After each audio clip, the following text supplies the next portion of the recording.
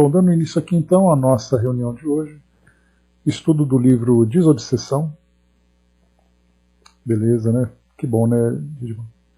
Então, livro Desobsessão, André Luiz, psicografia do Chico e Valdo Vieira.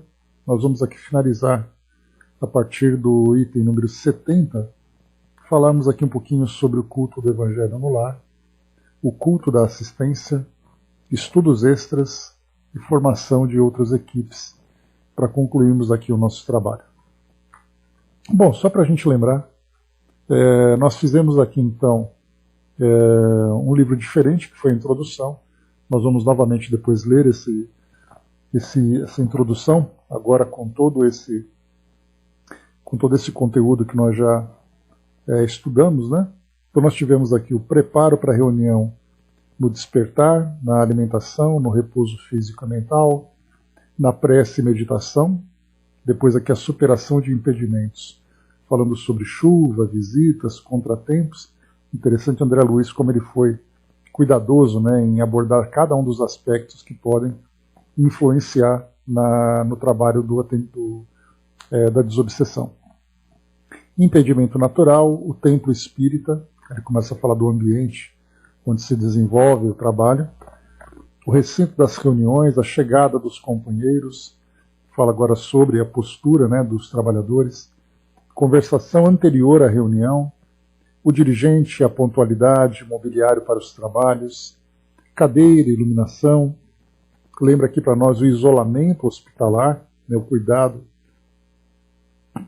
no trato do ambiente onde vai se desenvolver a nossa reunião, aparelhos elétricos, os componentes da reunião, visitantes, ausência justificada, chegada inesperada de doente, quem são ali, quem é a equipe, né?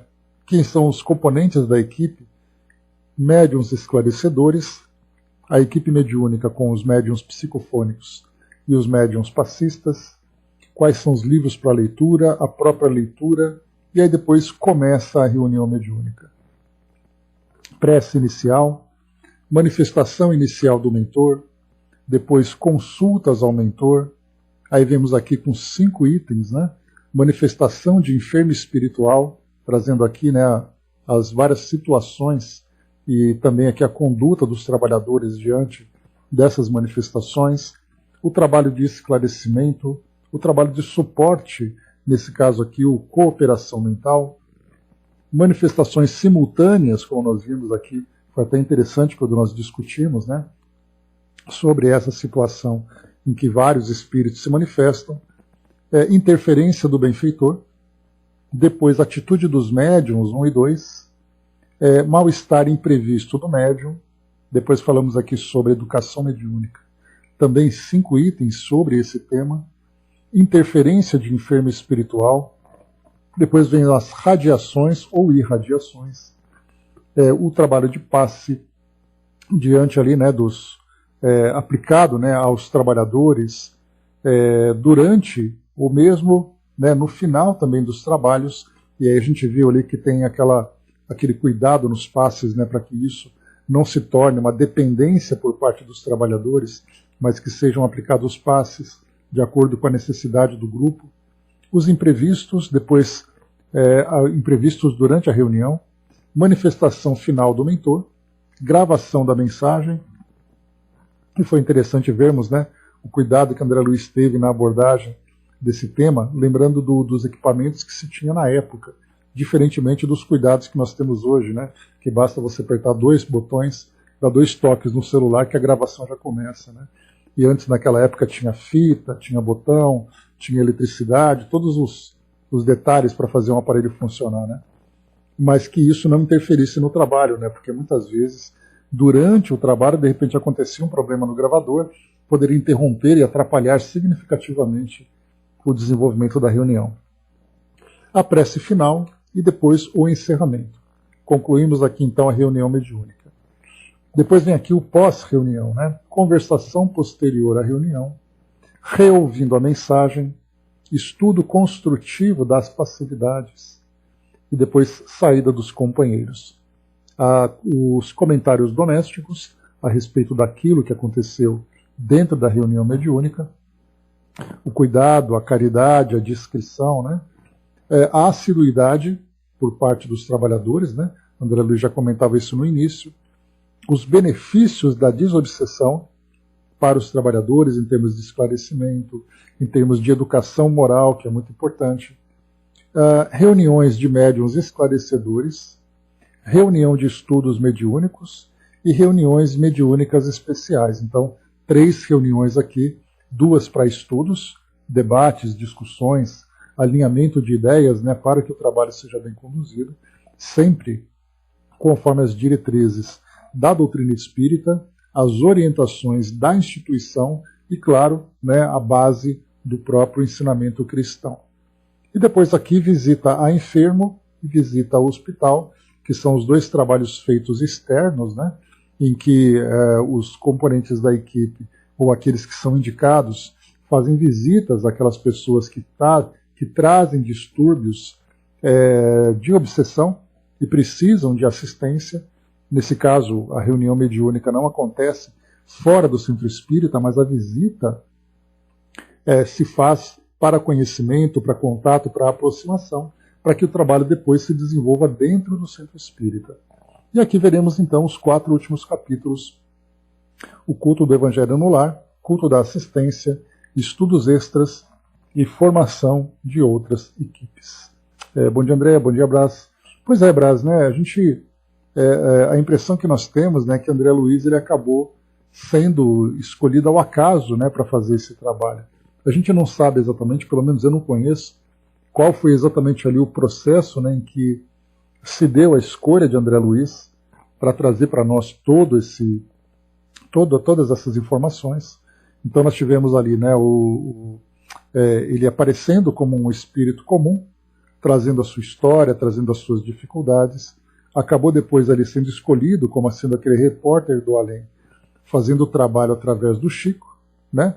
E depois então ele começou a trazer a sua história, né, as tarefas que ele ia desempenhando e tudo mais, né?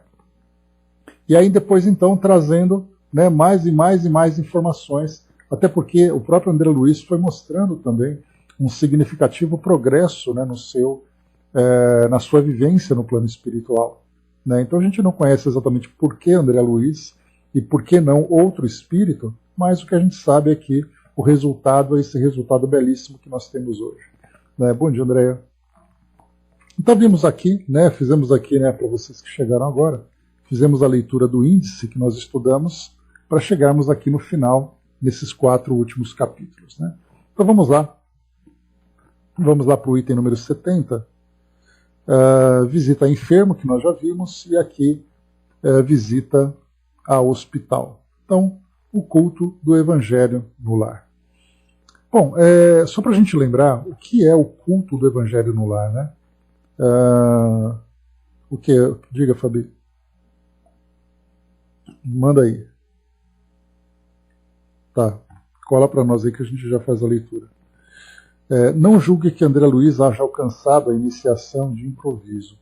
Sofreu muito nas esferas purificadoras e frequentou-nos a tarefa durante 700 dias consecutivos, afinando-se com a instrumentalidade, ou seja, né, se alinhando com os fluidos do Chico, o seu modo de trabalhar, a sua rotina. Né? Então, 2 anos praticamente fazendo esse trabalho.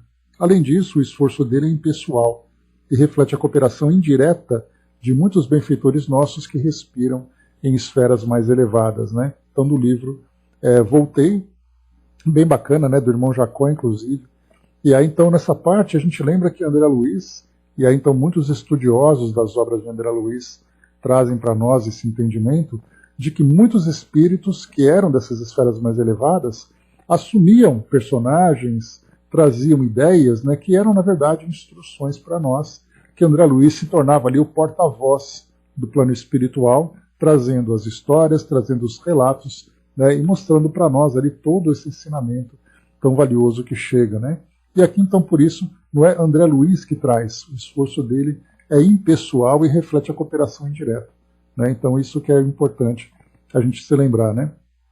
Então, o detalhe que a gente não lembra, não sabe, né, Fabi, é por que André Luiz. né? Aí outros viriam e diriam, por que não, André Luiz? Né? Então a gente sempre tem essa curiosidade de entender como as coisas, né, se construíram, como elas iniciaram, né? Mas de qualquer forma, se não fosse André Luiz, seria um outro espírito que traria ali, né, com os ingredientes de sua personalidade, essas mesmas histórias, né, esse mesmo roteiro que certamente ali foi orientado pelos instrutores espirituais. Pois é, 2 anos, né, Brás, pelo que nós vemos aqui nessa citação que a Fabi trouxe para nós. Mas ele era bem esforçado e desinteressado, com certeza eram características importantes para ser o porta-voz. Né? Pois é, né? Só para a gente lembrar, o próprio resultado da obra já fala por ele mesmo. Né? As qualidades de André Luiz no tocante à biologia é muito grande, né? E ali a gente pode imaginar a quantidade de espíritos que fizeram parte daquela equipe que trouxe para nós, por exemplo, a Evolução em 2 Mundos. Né? Mas muito bem, vamos lá então, pessoal. Aqui então, quando se fala sobre o culto do Evangelho no lar, é muito importante a gente entender como isso aconteceu. Né? O culto do Evangelho no lar, que hoje é uma prática espírita, ela teve um sentido. Né? Nós vamos ver na Revista Espírita, estudando as edições que nós estamos ali usando como recurso. Se eu não me engano, foi em 1864 ou 1865 que Kardec trouxe para nós uma orientação importante. Porque naquela época eram muitas pessoas que começavam a se interessar em conhecer a doutrina espírita. Eu acho que foi em 62. Né? Se interessavam em conhecer a doutrina espírita. E elas começaram ou a ter conflitos com as religiões que até então elas abraçavam, porque elas começavam a ver na doutrina espírita uma nova ideia, um novo tipo de conduta religiosa, né, filosófica e tudo mais, e elas já não viam mais sentido em participar de missas e cultos, como acontecia geralmente, né, nos fins de semana, aos domingos principalmente, que era o que acontecia. Ou, por sua vez, aquelas que continuavam frequentando, muitas vezes sofriam grandes discriminações por parte dos frequentadores ou por parte dos próprios responsáveis pelos cultos e pelas missas. Né? Os sacerdotes apontavam, né, porque a doutrina espírita, pelo fato de realizar ali as reuniões mediúnicas, aquilo que era dogmaticamente proibido, né, por essas religiões tradicionais, então eles eram apontados, né, porque você estava na casa de fulano, porque na sua casa acontecia isso, porque vocês faziam evocações, aquela coisa toda, né, e acabavam sofrendo esses preconceitos. Então as pessoas começaram a ficar desorientadas, porque dentro da rotina religiosa, uma vez por semana as pessoas participavam desses cultos. E aí Kardec, então, ele passou essa orientação na Revista Espírita, dizendo que para aqueles que não frequentavam esses encontros dominicais, mas queriam continuar participando do culto do Evangelho, poderiam fazer o culto dentro de casa mesmo. E aí então ele orienta, né, uma vez por semana, pode-se utilizar como roteiro, por exemplo, a oração dominical, que no caso é o Pai Nosso, e em cada um dos versos dessa oração fazer ali uma reflexão em torno dela e tudo mais, num período de mais ou menos 30 minutos e coisa e tal. Então ele foi orientando essas pessoas a migrarem desses cultos externos nas igrejas para trazerem então para fazer esse culto interno dentro de casa. Né? Então fazendo essa migração. E aí então o culto do Evangelho, aquilo que era inicialmente uma solução para esse desejo das pessoas continuarem participando dessas reuniões e que já não tinham mais possibilidade ou não se sentiam mais à vontade para fazer isso, passaram a fazer dentro de casa. Inclusive Kardec também trazia para nós ali, no próprio Evangelho segundo o Espiritismo, no capítulo 28, se eu não me engano, ele traz para nós a coletânea de preces, porque até nisso as pessoas sentiam dificuldade. Se até então as preces eram essencialmente ali decoradas, né, como por exemplo prece do Pai Nosso, né, que era o mais frequente, e dentre outras, né, a gente tem ali Salve Rainha, tem ali o próprio Credo, né, que também é uma das orações da catequese católica e tudo mais. Aí então ele passava a ensinar as pessoas, como sugestão, fazer preces para os elementos que eram estudados e que eram compreendidos dentro da doutrina espírita. Então, preces aos desencarnados, preces aos obsessores, preces aos suicidas, preces para as famílias e tudo mais. Então ele traz uma série de sugestões. Também migrassem o seu pensamento do catecismo católico, ou mesmo do conjunto de preces evangélicas, para o universo espírita. Então a gente vê como foi curioso, né? Que não foi apenas você convidar as pessoas para se tornarem espíritas. Era importante você ensinar para elas também os elementos que faziam parte dessa nova crença que elas abraçavam. E o culto do Evangelho do Lar foi esse um dos principais, além, claro, né, de toda a parte da vivência da doutrina espírita em termos de desenvolvimento de valores, a prática assistencial, o trabalho mediúnico, né, o estudo essencialmente também. Então tudo isso fez parte desse novo conjunto de crenças que as pessoas abraçavam naquela época. E o culto do Evangelho no Lar passou a ser essa opção das pessoas do culto externo para o culto interno, se transformando também numa prática, trazendo ali a importância do valor do culto para que as pessoas pudessem se harmonizar domesticamente, trazer também ali toda a proteção do lar. Depois os espíritos passaram a orientar sobre os efeitos, né, fluídicos, os efeitos benéficos dessa prática doméstica junto à espiritualidade, na proteção e na harmonização também. Então esse que é, de uma forma bastante resumida, o que é exatamente o culto do Evangelho, tanto que ele se chama o culto. E a doutrina espírita não tem cultos. A doutrina espírita simplesmente tem práticas.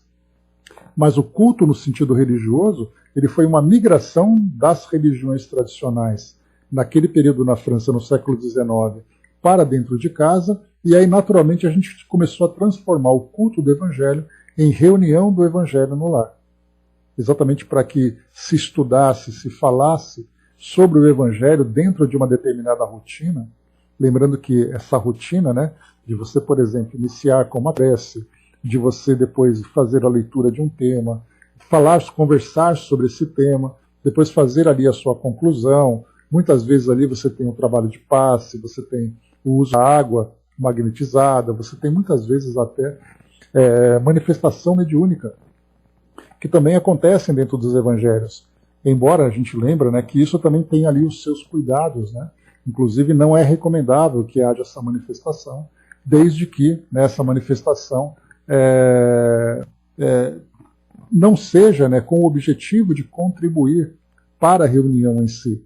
Porque algumas vezes, durante aquele momento em que há aquele ambiente diferenciado da prática do Evangelho, muitas pessoas que trazem a mediunidade ostensiva e não educadas acabam manifestando a presença ali de espíritos.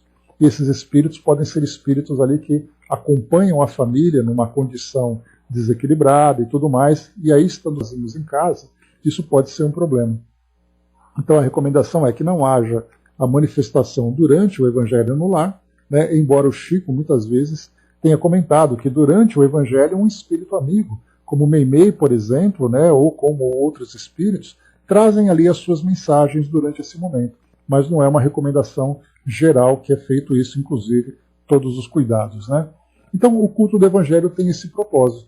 Mas André Luiz ele destaca para nós aqui nesse livro algo mais específico, exatamente para os trabalhadores da desobsessão. E ele traz para nós aqui, né, algo bastante relacionado com as consequências do trabalho para os colaboradores. Então ele diz assim: todo integrante de uma equipe de desobsessão precisa compreender a necessidade do culto do Evangelho no lar. Pelo menos semanalmente, né? A gente lembra que não existe uma receita pronta para fazer o Evangelho, né?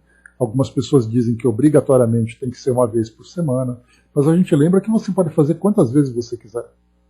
Porque isso é o trabalho feito pela família ou pelas pessoas interessadas em realizar esse tipo de reunião, e os espíritos vão sempre trazer ali a sua colaboração, participando desse momento, inclusive utilizando esse momento para assistência a espíritos que necessitam, né, de conhecer os ensinamentos, de receber ali a fluidoterapia, né, que é irradiada naquele momento também. Né? Então é muito importante isso. Então, assim, pelo menos semanalmente, é aconselhável se reúna com os familiares ou com os parentes capazes de entender a importância da iniciativa em torno dos estudos da doutrina espírita à luz do Evangelho do Cristo e sob a cobertura moral da oração.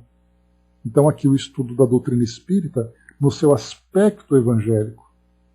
Então não você pegar, por exemplo, o livro A Gênese, pegar o livro dos médiuns, que são ali livros mais técnicos, e você fazer a leitura. Na verdade, há necessidade do estudo do Evangelho, lembrando que o Evangelho, dentro daquilo que a doutrina espírita elaborou, e Kardec traz de orientação, na verdade, os ensinamentos morais, o estudo dos ensinamentos morais que Jesus trouxe para nós nos livros do Evangelho.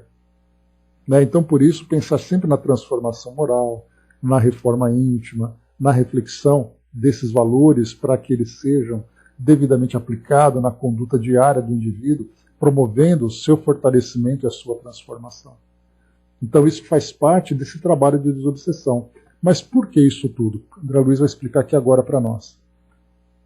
André colocou aqui, né, dependendo do estado de desequilíbrio da família, da pessoa, entendo que é melhor fazer todos os dias. Claro, é igual o Evangelho no lar, Andréia, ele é como um medicamento, em que você vai colocar ali a posologia de acordo com a necessidade. Então você tem aquele medicamento em que você toma uma vez ao dia, aqueles que são de 12 em 12 horas, aqueles que são de 8 em 8, de 6 em 6, e assim vai. Então, dependendo do que acontece dentro de um ambiente familiar, o estudo do Evangelho diário é a melhor recomendação. Tendo disponibilidade, tendo possibilidade, tendo ali o interesse, a necessidade, né, e assim vai. Mas a recomendação que o André Luiz coloca, pelo menos uma vez por semana, para que isso se torne uma rotina. Né, para a pessoa estar sempre ali pronta, né, sempre tendo ali, né, a ideia do Evangelho diário na sua mente. Né? Então, embora nós não façamos o Evangelho aqui no nosso grupo, todos os dias nós nos reunimos para juntar, né, essas mesmas ideias, né, embora isso deva ser estendido para toda a família também. Mas vamos lá. André Luiz explica então isso também. Não é apenas uma recomendação de fazer. Lembrando que André Luiz, o que ele coloca para nós aqui nesse livro, não é uma cartilha obrigatória. Né? Na verdade, aqui é uma cartilha de recomendações. Por isso ele coloca para nós, né? É aconselhável se reúna. Então é um conselho que se dá, porque isso tem um resultado proveitoso, positivo para esses trabalhadores da desobsessão. Então ele diz assim. E isso é ótimo, né, Angelina? Além dos companheiros desencarnados que estacionam no lar ou nas adjacências dele, né? Então, aqueles naturalmente, né? Lembrando sempre, né, que dentro dos lares, né, os espíritos estão transitando, criando ali afinidade, se aproximando de acordo com o interesse, de acordo com o ambiente moral e o ambiente vibracional de uma residência, né? Então, naquelas residências mais organizadas, mais equilibradas moralmente, afetivamente também, nós temos ali uma qualidade de espíritos. Naquele ambiente tumultuado, agressivo, desequilibrado, vicioso, nós temos ali outros tipos de companhia. Então, aqui, estabelecendo essa rotina, não apenas na prática mecânica, mas absorvendo os ensinamentos e aceitando, né, recebendo a transformação que o Evangelho oferece, também se muda, né, o ambiente vibracional e, consequentemente, as companhias. Então ele coloca, além dos companheiros desencarnados que estacionam no lar ou nas adjacências dele, lembrando sempre, né, que em torno da residência, também nas residências próximas, né, existe também essa irradiação do lar que realiza esse trabalho. Há outros irmãos já desenfaixados da veste física, principalmente os que renascem das tarefas de enfermagem espiritual do grupo, que recolhem amparo e ensinamento, consolação e alívio da conversação espírita e da prece em casa. Então, além daquele público natural, bom dia, dona Miriam, além do público natural, ainda há aqueles que se tornam novos frequentadores ou novos companheiros que são oriundos exatamente dos tratamentos que são feitos nas casas espíritas. Então, nem todos os espíritos que são atendidos numa reunião de desobsessão são levados para essas instituições de recolhimento. Muitos deles participam, se esclarecem e seguem suas vidas. Foram convidados para trabalhar para participar desse trabalho. E aí, então, voltando à sua rotina normal, podem se interessar em acompanhar esses trabalhadores, exatamente porque encontram neles uma referência para assistência, uma referência de ajuda que podem ter. E aí, então, vão acompanhá-los no seu ambiente de trabalho, vão acompanhá-los na sua residência, que é o seu ambiente mais íntimo. É aquele ambiente onde a pessoa realmente se mostra como ela é. E aí, nesse momento em que acontece esse tipo de assistência, será exatamente ali onde ela também será beneficiada com esse trabalho. Então, além dos frequentadores naturais, há também esses novos frequentadores, como foi colocado, né? Remanescem das tarefas de enfermagem espiritual do grupo, que recolhem amparo e ensinamento, consolação e alívio da conversação espírita, já que o Evangelho nós falamos sobre temas espíritas, coisa que não acontece no seu dia a dia. Ninguém fica assistindo televisão, fazendo ali a rotina doméstica, fazendo o seu trabalho em casa, falando de Evangelho, falando de doutrina espírita o tempo todo. Mas naquele momento em que há essa reunião, é exatamente ali em que esse tema é abordado, em que ele é tratado, e o resultado dessa conversação se torna também ensinamento para os espíritos que estão começando a trabalhar esse processo de transformação moral. E depois ele finaliza: o culto do Evangelho no abrigo doméstico equivale à lâmpada acesa para todos os imperativos do apoio e do esclarecimento espiritual. Então, essa lâmpada acesa, exatamente para trazer assistência. Então, André Luiz recomenda que também esse trabalho seja uma consequência, seja também ali, na verdade, um instrumento, uma ferramenta de assistência no trabalho de desobsessão em que participam esses colaboradores que realizam, então, essa tarefa doméstica. O Braz lembrou aqui, né, a hora marcada tem esse valor para os visitantes espirituais. Por isso que a gente lembra, né, Braz, quando se fala sobre o tempo no plano espiritual, que o tempo no plano espiritual é diferente, que os espíritos têm uma percepção diferente do tempo, tudo isso é muito verdadeiro. Mas quando nós falamos na relação entre plano físico e plano espiritual, já existe uma percepção, né, ou melhor, um respeito à agenda que nós estabelecemos aqui para as nossas tarefas. Então, o início de uma reunião mediúnica, os espíritos estão lá de acordo com a agenda que é estabelecida, uma palestra, um culto religioso, um trabalho que é feito, um evangelho que é feito no lar. Então, tudo isso nessa relação, os espíritos sabem, né, que tal dia, tal hora, acontece determinada tarefa, que quando eles têm esse compromisso de estarem juntos, lá eles estarão também, como acontece conosco aqui. Né? Nós temos aqui o dia de reunião, de segunda a sexta, temos aqui o nosso início, temos aqui o nosso final, embora o nosso final dê uma escorregada, né, no prazo que a gente termina, mas a gente tem ali começo e fim. Esse começo é marcado para que os espíritos estejam juntos, e o final para que cada um, então, na debandada, né, cada um ali siga para as suas atividades. Então essa rotina na relação entre mundo físico e mundo espiritual é necessário. Nós temos aqui rotinas no plano físico, né, que vão determinar exatamente ali o sucesso ou o fracasso dos nossos empreendimentos. Né? Então eis aqui, né, a orientação do culto do Evangelho, né, esse trabalho tão importante, tão valioso, independentemente da tarefa que se realiza, pelos seus benefícios, mas especialmente para o caso da desobsessão, todo integrante da equipe é convidado a realizar exatamente ali como um trabalho de atendimento no culto do Evangelho, para dar continuidade na assistência, além do próprio fortalecimento moral de si mesmo, na harmonização do seu lar, mas também ali uma continuidade no processo de tratamento dos espíritos que são assistidos, para aqueles que estão ainda vinculados aqui às equipes, né, do mundo do plano físico. Próximo tema para nós aqui, o culto da assistência, que também aqui é uma outra recomendação extremamente importante, né? Bom dia, professor. Extremamente importante, que André Luiz, inclusive, chama de culto, para que isso seja observado como algo que tem ali o seu teor sagrado, digamos assim, né? Para falar assim do culto da assistência, no caso aqui da assistência social, né, da assistência caritativa, que isso seja visto como algo formal. E não apenas assim de, eu faço quando eu posso, eu faço quando eu quero. Mas que isso seja para nós parte da nossa conduta. Então aqui o culto da assistência, vamos lá. Outro aspecto de serviço, tá? Dá um ok, pessoal, no meu som, por favor. Só para ver se está tudo em ordem. Ok, obrigado.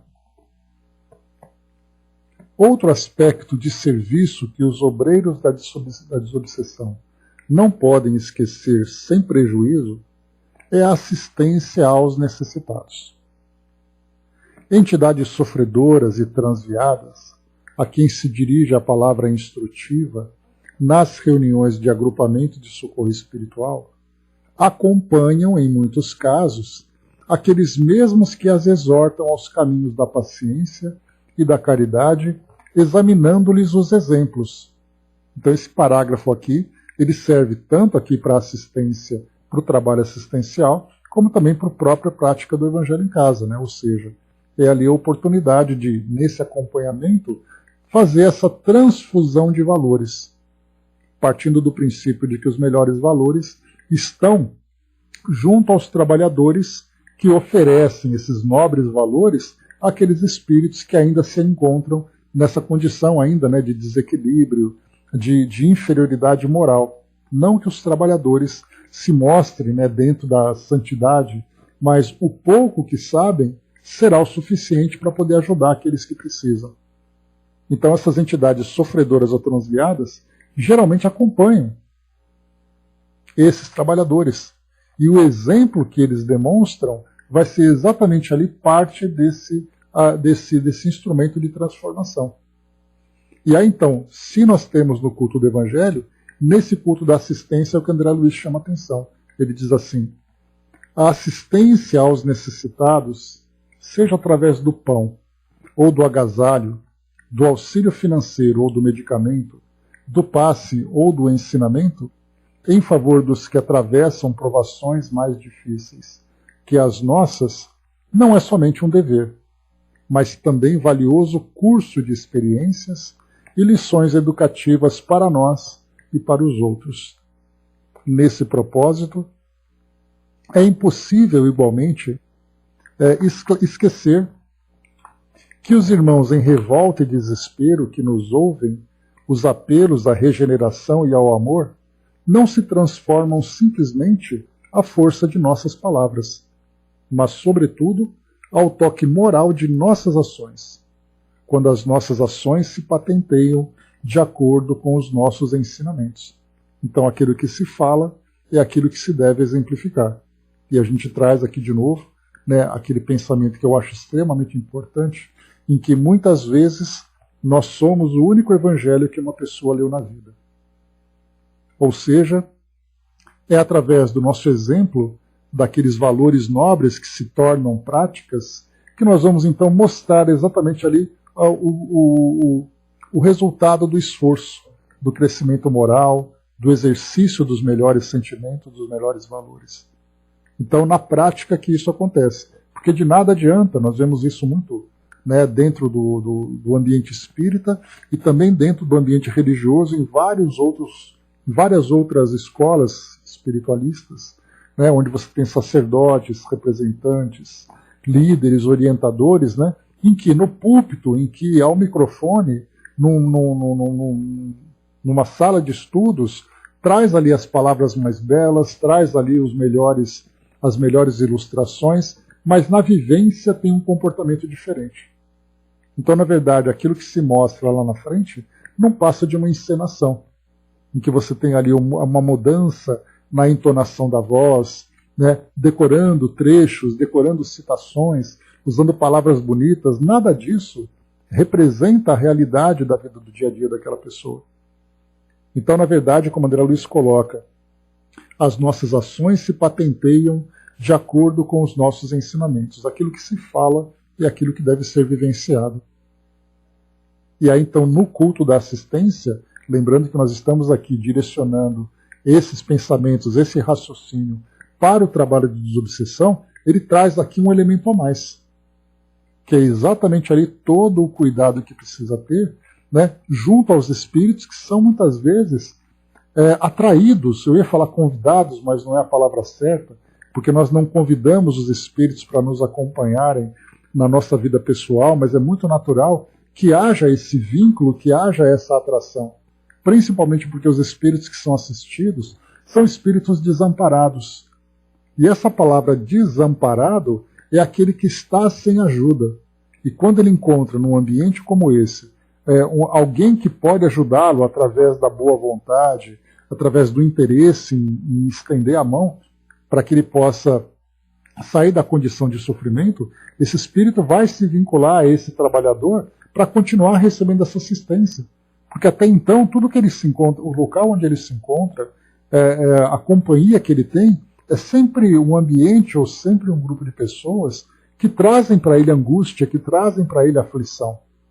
E aí ele encontra naquele trabalhador exatamente aquela pessoa que num ambiente de escuridão carrega aquela lanterna, carrega aquele lampião, usando uma imagem mais romântica. E aí então esse espírito vai exatamente acompanhar essa pessoa, porque é a luz que ele precisa. E essa luz é representada exatamente pela boa vontade, pelo amor que ele pode irradiar. E aí então é natural que a pessoa vá para casa, vá para um ambiente e ele continue em companhia desse espírito. Porque ele se encontrava, como o próprio nome diz para nós, desamparado. Ele se encontra ali sozinho no mundo. E aí ele vai ver naquele trabalhador, já que ele, tendo compreensão ou não da sua nova realidade, ele vai sempre acompanhar aquele que pode prestar ajuda para ele. E aí é nesse caso que ele vai observar, aquilo que você me disse lá dentro, será que é a mesma coisa que você mostra aqui fora? Eis aí então a grande diferença. Então, essa prática, né, da assistência espiritual, da assistência social, da assistência fraterna às pessoas que precisam, se torna para nós também a demonstração dos valores que nós verdadeiramente estamos vivenciando, e não apenas falando sobre isso. A Angelina colocou, né, antes de entrar no estudo, faço a leitura do Evangelho, alguns amigos espirituais ficam assistindo. Foi recomendado há 15 dias, né, importante, né, Angelina? Dudu trouxe para nós aqui a mensagem, né, do nosso amigo Dirceu, muito bem-vindo, obrigado pela presença. Traz assim para nós.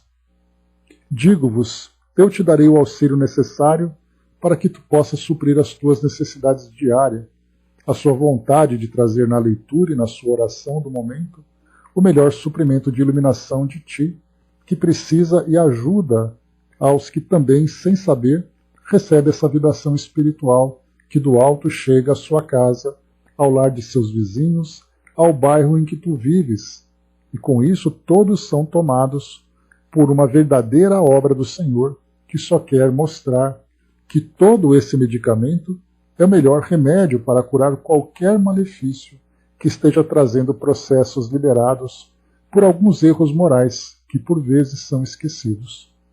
Portanto, trazer no dia a dia, e no seu dia a dia, a leitura do Evangelho, no teu momento, será sempre o caminho junto a ele e a muitos que com você estarão compartilhando a pura obra divina que vem do Pai.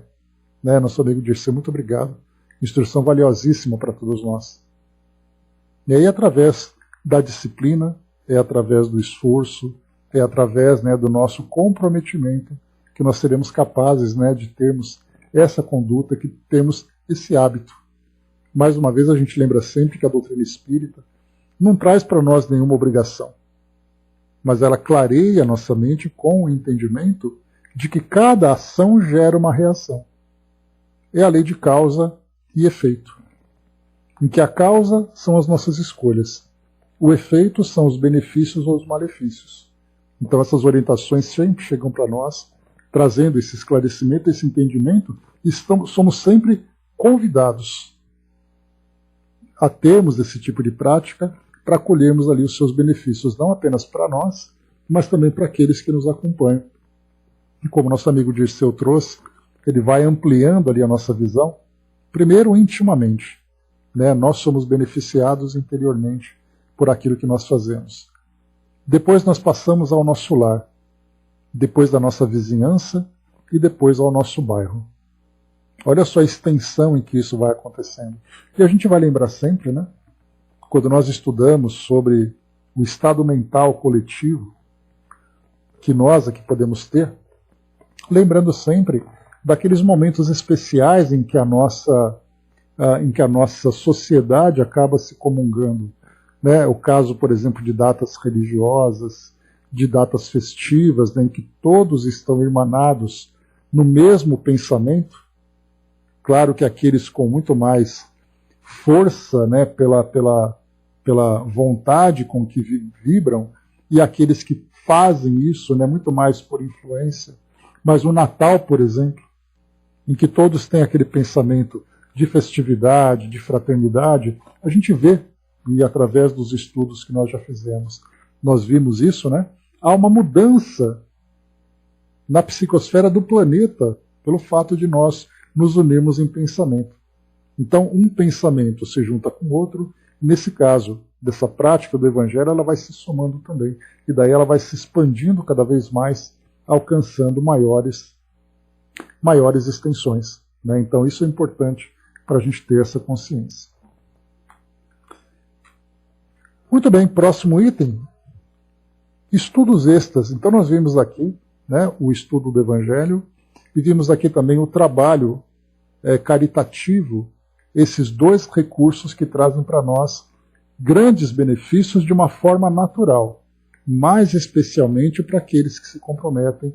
E a gente vai entrar não apenas na prática da desobsessão, mas, por exemplo, no próprio atendimento fraterno, também é um trabalho em que nós estamos ali se tornando, né, estamos ali nos tornando referências e instrumentos de auxílio para os encarnados que recebem esse benefício, mas especialmente também para os desencarnados, que acompanham e são beneficiados por esse tipo de tarefa realizada na casa espírita, por exemplo. Número 72, estudos extras. Gostei bastante dessa orientação de André Luiz, aqui entrando um pouco mais agora na área acadêmica, né, relacionada com a vivência no Espiritismo. Né? Então ele diz assim, estudos extras. É forçoso que os semeadores da desobsessão não se circunscrevam, repetindo, é forçoso, ou seja, é necessário, é importante que os trabalhadores da desobsessão não se circunscrevam em matéria de atividade espírita aos assuntos do grupo. Então, assim, a minha vivência dentro da doutrina espírita se resume nas minhas reuniões de desobsessão. Fora dessas reuniões que acontecem naquele dia, naquele horário, eu não tenho mais nada para fazer. E ele fala que é importante que nós não nos fechemos apenas naquela reunião. A fim de enriquecerem o próprio grupo com valores necessários à educação coletiva e à renovação de cada companheiro, é imprescindível aceitem o estudo nobre, qualquer que ele seja, nos arraiais da doutrina espírita ou fora deles, para que progridam em discernimento e utilidade na obra de recuperação que lhes cabe, iluminando convicções e dissipando incertezas. Aprender sempre e saber mais é o lema de todo espírita que se consagra aos elevados princípios que abraça. E na faina da desobsessão, é preciso entesouremos conhecimento e experiência para que os instrutores espirituais nos encontrem maleáveis e proveitosos na extensão do bem que nos propomos cultivar e desenvolver. Então, o que ele coloca para nós aqui? Fundamental, que nós primeiro expandamos os nossos horizontes. A própria doutrina espírita já coloca aprender sempre e saber mais. Gostei muito desse lema, né? Bom para a gente colocar assim no portal de nossas instituições. Aprender sempre e saber mais. E aí, principalmente, nós temos então que não apenas nos circunscrever, né, nos fecharmos dentro do trabalho que nós realizamos. É muito importante que nós busquemos novos horizontes, busquemos novas ideias, exatamente, Brás. Né? Então, quer dizer, essa verdade ela vai se expandindo cada vez mais, conforme a nossa mente também vai se expandindo. Porque não basta você se conhecereis a verdade e a verdade vos libertará. Mas que verdade é essa? Nós não temos condições ainda de dizer que nós somos capazes de ter um manual que contém toda a verdade. Essa verdade ela vai sendo construída. Essa verdade ela vai se expandindo, ela vai se desenvolvendo, conforme nós vamos também ampliando a nossa percepção e a nossa capacidade de raciocínio. E aí, então, quando nós utilizamos, né, sempre obras, sempre pensamentos, novas ideias, que são sempre construtivas, e até para isso nós temos que ter um aumento na nossa percepção, para você saber se aquilo é bom ou se não é bom, vai depender exatamente da nossa capacidade de entendimento, do nosso estudo.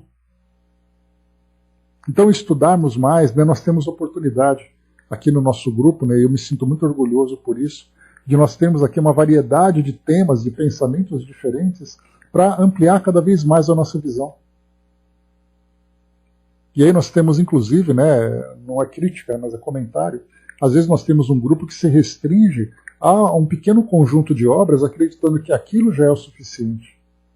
E eu comentei com vocês essa semana, exatamente, Angelina, o autoconhecimento para a reforma íntima. Muito importante. Eu vi essa semana, ou na semana passada, acho que foi essa semana, um pensamento que eu trouxe para vocês, dizendo que se você lê o que todo mundo lê, você vai pensar aquilo que todo mundo pensa. Ou seja, você não vai conseguir pensar nada de diferente daquilo que os outros pensam, já que esse pensamento é formado por aquele conjunto de ideias, e muitas vezes um conjunto limitado de ideias. Então é muito importante que nós tenhamos, né, sempre essa visão, além das nossas fronteiras, buscando esclarecimento, buscando melhor entendimento, para que aí então a gente comece a construir de fato essa verdade que nós estamos buscando, que vai sendo formada de uma forma gradual, que certamente nós estamos ali numa distância imensurável ainda da verdadeira verdade. Mas aos poucos ela vai sendo construída com pequenas migalhas. E essas migalhas, que são também parte dessa verdade, vão sendo recolhidas e vão sendo utilizadas e absorvidas exatamente por essa busca constante que nós realizamos. Uma me colocou, não é mesmo porque o autoconhecimento e autotransformações vão se aprofundando. Não tem como você se autoconhecer e você promover essa transformação diante das influências, diante do ambiente, diante das experiências do dia a dia, se você não ampliar os seus horizontes. Você não abrir a sua mente, né? E a gente lembra daquela frase atribuída a Einstein, que eu gosto muito, que diz assim, né, que uma mente que se expande jamais retorna ao seu estado anterior. E para que essa mente possa se expandir, e se expandir de uma forma luminosa, é necessário que nós busquemos esse conhecimento junto àqueles que já estão à frente, que são esses pensadores que já conseguiram alcançar esse conhecimento a mais.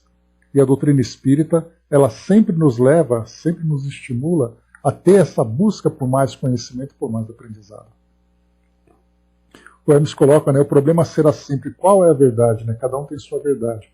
Questão de evolução espiritual. O que a gente pode analisar, né, em termos de verdade, é que a verdade, quando nós entendemos as leis de Deus, as leis que regem o nosso mundo, elas sempre nos levarão para nos afinizar cada vez mais com essas leis. A doutrina espírita nos ajuda no entendimento das leis. Kardec procurou, né, a gente vê, estudando, por exemplo, o Livro dos Espíritos, que a gente vai iniciar em breve, a retomada, né, de um novo ciclo de estudos dessa obra, nós temos ali na terceira parte que fala das leis morais, por exemplo. Não estamos falando nem das leis científicas, que, por exemplo, né, na segunda parte do Livro dos Espíritos, fala sobre as leis que dizem respeito ao mundo espiritual e ao mundo físico. Na primeira parte, nós começamos a entender a ciência propriamente dita, falando sobre a formação de tudo que existe. Então a gente vai complementando gradualmente esse conhecimento, estudando leis morais, leis físicas, compreendendo aquilo que diz respeito àquele segmento chamado de ciência espírita, entendendo essas leis de Deus, tudo aquilo que vem no campo filosófico, tudo aquilo que vem no campo científico, que vai nos aproximando cada vez mais dessas leis, certamente é o caminho da verdade. Tudo aquilo que nos desvia dessa verdade é aquilo que certamente está nos trazendo prejuízo. André colocou lá em cima, né? Acho interessante que muitos dos que dizem têm 30, 40 anos na doutrina, e então deduz que já sabe tudo. Né? Sempre me lembro que nossos grandes médiuns que leem e releem os livros de Kardec, né? Pois é, quanto mais você lê, mais você se surpreende com as novas interpretações. Mas é preciso que a gente vá, por exemplo, não basta a gente ficar lendo 4 vezes, 5 vezes o Livro dos Espíritos, se você não lê outras obras que te tragam novas ilustrações, novos entendimentos para aquilo que você já leu. Se você ficar lendo, por exemplo, ficar sempre ouvindo a mesma música, o único ritmo que você vai conhecer é daquela música. Quando você passa a ouvir outros ritmos, depois você ouve de novo a música que você ouviu, você pode percebê-la de um jeito diferente. Porque aí você começa a ter referências, outras que vão então te ajudando nesse entendimento. O Brás colocou, né, para quem tem o Evangelho de Jesus como parâmetro, sempre acerta, né? E aí que está, Brás, né? Se a gente pensar, por exemplo, né, o ensinamento de Jesus traz para nós uma coletânea de ensinamentos. E nós estudamos isso quando nós vimos o livro Depois da Morte de Leon Denis. E logo no primeiro capítulo, Leon Denis falava sobre a evolução de todas as escolas espiritualistas, desde os tempos mais antigos até os tempos atuais, para chegar na doutrina espírita. Então falava das religiões que existiram e desapareceram, aquelas religiões que evoluíram, aquelas religiões que foram depois surgindo novas, para mostrar que, eu até trouxe na época, um pensamento que nós encontramos no Evangelho, mas esse mesmo pensamento era escrito de uma forma diferente em outros livros. Nós vimos, por exemplo, no Alcorão, nós vimos, por exemplo, no Bhagavad Gita, nós vimos, por exemplo, no budismo. E aí nós vimos no Evangelho as mesmas ideias escritas de uma forma diferente. Então mostra que, na verdade, os ensinamentos de Jesus trazem para nós, que somos cristãos, o entendimento dessas leis morais. Mas as outras escolas que são verdadeiras na educação do espírito também trazem os mesmos ensinamentos escritos de forma diferente, de acordo com a sua cultura, de acordo com suas tradições, de acordo com suas bases filosóficas. Mas independente de quais sejam essas culturas, todas elas conduzem o indivíduo para o mesmo lugar. É aquele modelo que eu sempre trago para vocês, imaginando uma grande montanha em que Deus se encontra no topo. Cada indivíduo vai escolher um caminho diferente para percorrer essa montanha, para escalar essa montanha. Mas o objetivo final será todos eles alcançarem o topo, se aproximando cada vez mais de Deus. Então, qual é o certo, qual é o errado? Se você tem um caminho que te conduz a essa aproximação, ele é verdadeiro. Se você tem um caminho que te desvia, ele é falso. Mas nós às vezes acertamos e erramos. O acerto, o erro e o acerto fazem parte desse processo de aprendizado. Só que aí a gente vai lembrar sempre, né? Há aqueles que não aprendem com os próprios erros, que são os arrogantes. Há aqueles que só aprendem com os próprios erros, que são os ingênuos. E há aqueles que aprendem com os erros dos outros, que são os sábios. Então será através da leitura e do entendimento que nós vamos cada vez mais ampliando a nossa visão, fortalecendo os nossos valores e definindo realmente qual é o caminho que nós queremos seguir. E aí tem aquele pensamento que diz assim, né? Se você não sabe para onde vai, qualquer direção serve. Agora, quando você sabe para onde vai, aí sim você tem um caminho definido. E aí você trabalha e se esforça para seguir naquela direção. Dudu colocou, né? Por isso os estudos aqui estão abrindo novos caminhos para novos questionamentos, né? Está sendo muito lucrativo para o nosso aprendizado, sem dúvida nenhuma. Né? Então eu sempre digo, né, que quando você estuda, Você não estuda apenas para obter respostas. Você estuda para saber fazer novas perguntas. Porque aí você começa a perceber que há muito mais a se compreender, muito mais a se aprender. Muito bem, vamos lá. Para a gente finalizar, nosso tempo está terminando também aqui. E André Luiz traz para nós aqui o último item sobre a formação de outras equipes. E ele diz assim, então, né? Se deixar, a gente vai divagando, né, na filosofia, né? Por isso que é gostoso a filosofia, né? Filosofar é a arte de pensar. É muito bom fazer isso. Então, formação de outras equipes. O último capítulo aqui do nosso livro.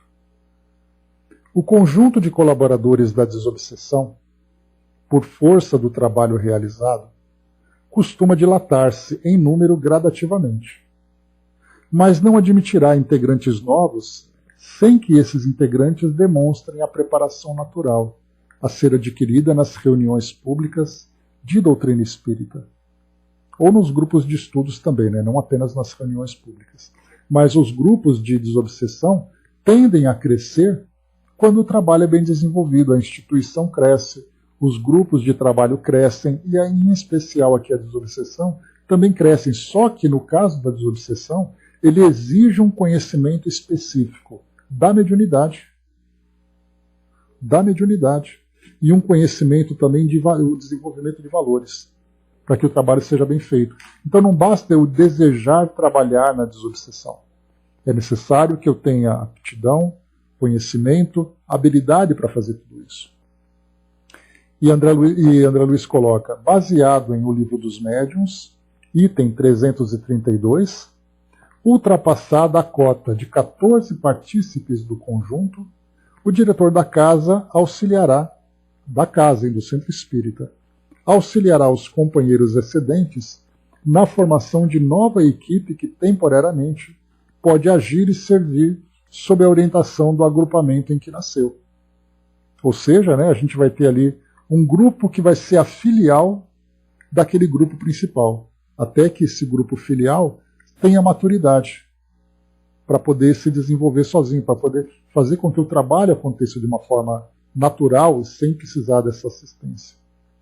O novo círculo contará desse modo com instruções sadias para consolidar-se à maneira de aparelho consciente, cujas peças se ajustarão ao lugar próprio, esparzindo frutos de fraternidade e esclarecimento, no amparo efetivo aos que sofrem, porquanto o rendimento do serviço lhe é em tudo o fator básico. A obra redentora da desobsessão continuará dessa forma, providencialmente garantida pelos corações decididos a trabalhar pelos companheiros mentalmente tombados em perturbação e conflitos depois da morte, e pelos que na terra mesmo padecem aflitivos processos de obsessão oculta ou declarada, para a supressão dos quais só o amor e a paciência dispõem de fortaleza e compreensão suficientes para sustentar a tarefa libertadora até o fim. Isso porque a desobsessão é flagelo geminado com a ignorância, e se apenas a escola consegue dissipar as sombras da ignorância, somente a desobsessão poderá resolver as trevas do espírito. Então fala para nós aqui sobre a expansão dos trabalhos de desobsessão dentro de uma instituição através da preparação do trabalho bem realizado, através do modelo bem estabelecido, porque cada instituição tem o seu modelo de trabalho, através ali da preparação dos colaboradores para abraçarem essa nova tarefa, e aí então formar esses grupos que começam grupos que ficam vinculados ao grupo principal até atingirem a sua independência para fazerem com que o trabalho aconteça. Agora em 2 grupos diferentes eles vão crescendo, né, e o grupo vai crescendo também. Então essa é a proposta que nós temos, né, do nosso livro Desobsessão, né?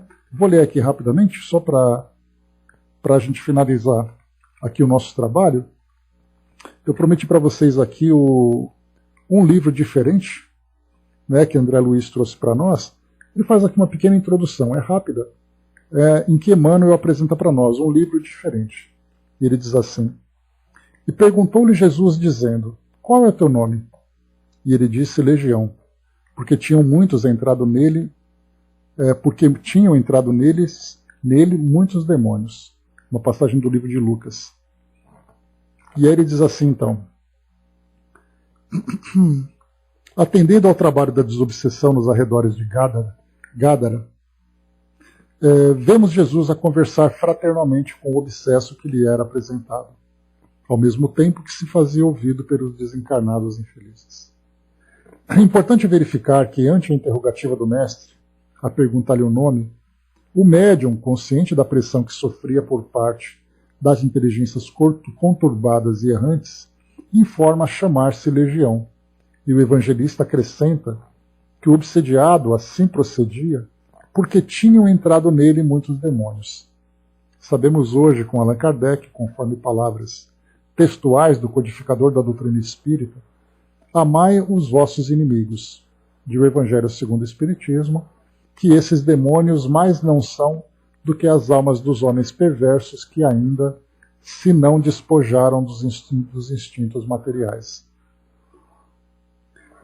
No episódio, observamos o Cristo estendendo-se de maneira simultânea, com o médium e com as entidades comunicantes, na benemérita empresa de esclarecimento coletivo, ensinando-nos que a desobsessão não é caça-fenômeno, e sim trabalho paciente do amor conjugado ao conhecimento e do raciocínio associado à fé.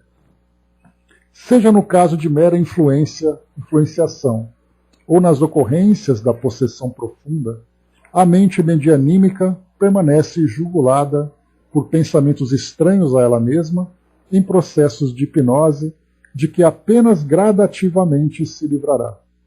Daí ressalta o imperativo de se vulgarizar a assistência sistemática aos desencarnados prisioneiros da insatisfação e da angústia, por intermédio das equipes de companheiros consagrados aos serviços dessa ordem, que, aliás, demandam paciência e compreensão análogas às que caracterizam os enfermeiros dedicados ao socorro dos irmãos segregados nos meandros da psicose, portas adentro dos estabelecimentos de cura mental.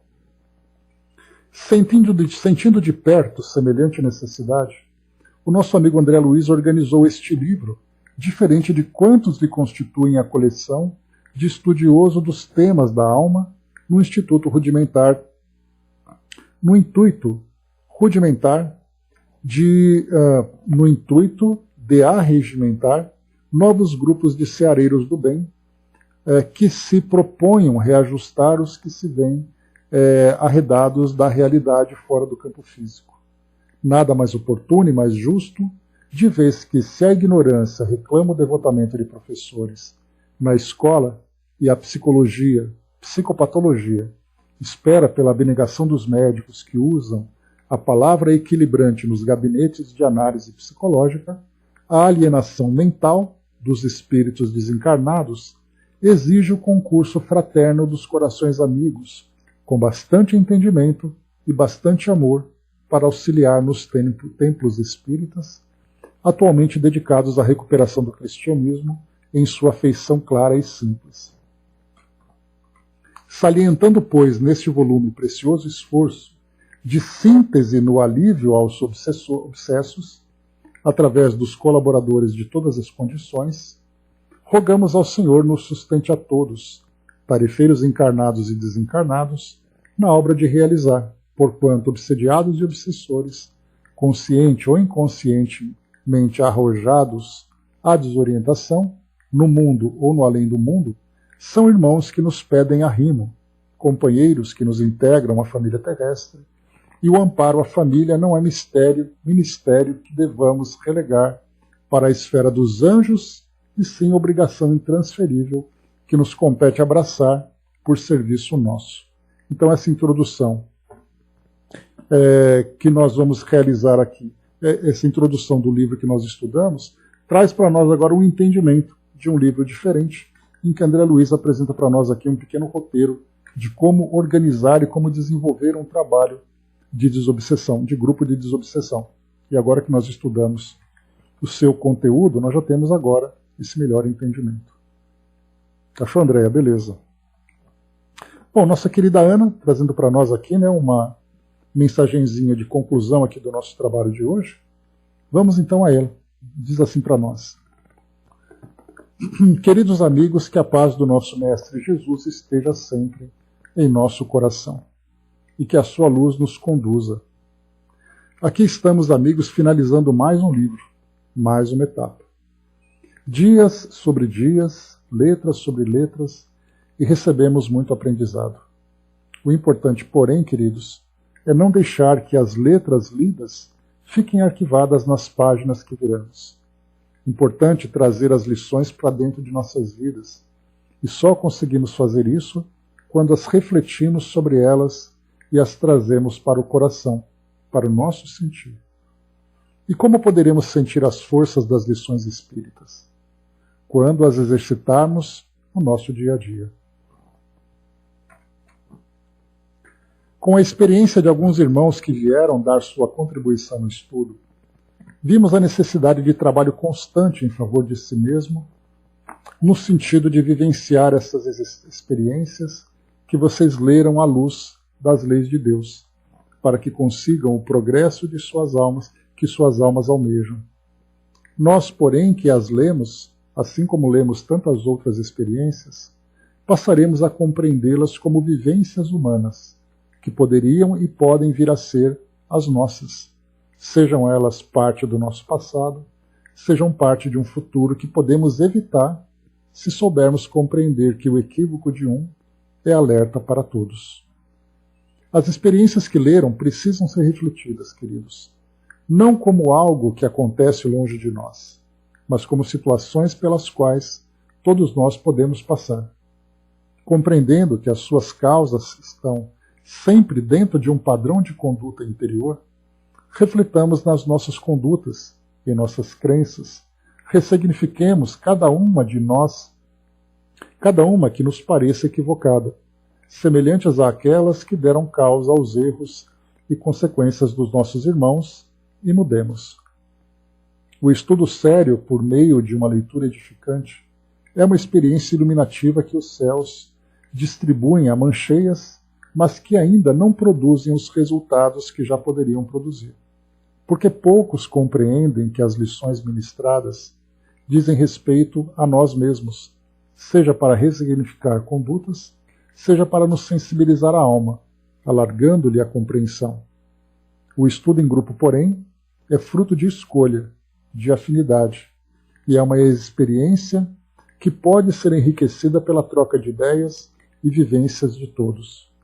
Além da possibilidade de um dar aquela força e incentivo ao outro quando um irmão fraqueja, fica desestimulado, triste. Irmãos, abracem-se pela prece e apoiem-se uns aos outros. Tenham em mente que, nesse momento, estamos todos em uma sala de aula, compartilhando ideias para o crescimento comum, e juntos devemos aplicar as lições e compartilhar os resultados. Mantenham-se próximos com respeito e amizade, porque todos têm experiências ricas, reflexões importantes para o crescimento uns dos outros, e até os erros compartilhados são alertas para os demais.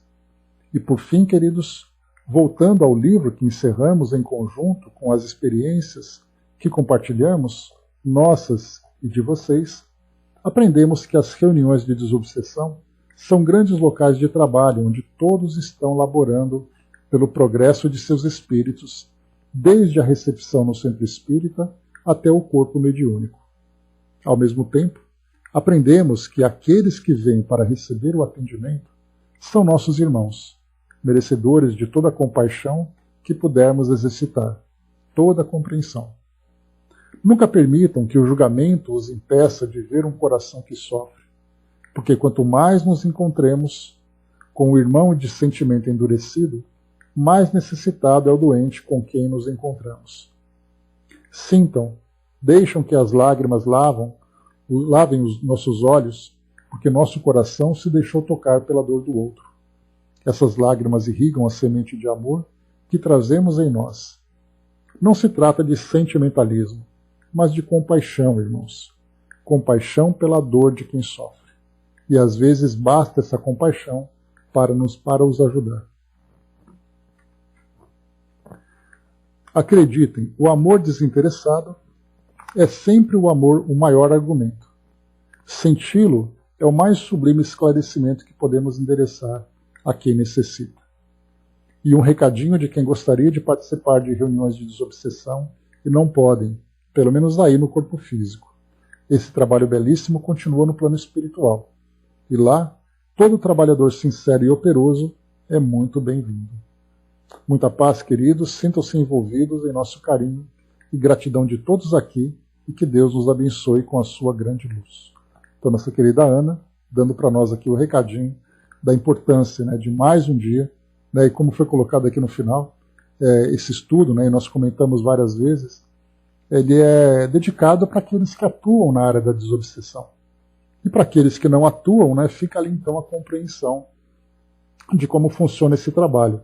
Mas a Ana já traz aqui para nós, né, que para aqueles que não trabalham, pelo menos fisicamente, estarão trabalhando espiritualmente também. Então, teremos a oportunidade de dar continuidade, né, de aplicar esse conhecimento para que nós, então, né, vivenciemos a experiência do auxílio na desobsessão, ou melhor, no auxílio aos espíritos que sofrem, que precisam de ajuda, só que agora desdobrados, né, atuando no plano espiritual. Obrigado, querida Ana. Beijo para todos os companheiros aqui que nos acompanharam até agora nessa jornada. E esperamos, né, com toda vontade, com todo carinho, que continuem presentes aqui nos próximos livros que nós vamos estudar também. Principalmente porque são livros bastante desafiadores, né? E é isso, meus amigos. Concluímos, então, mais uma obra, mais uma jornada, mais um livro para a nossa biblioteca.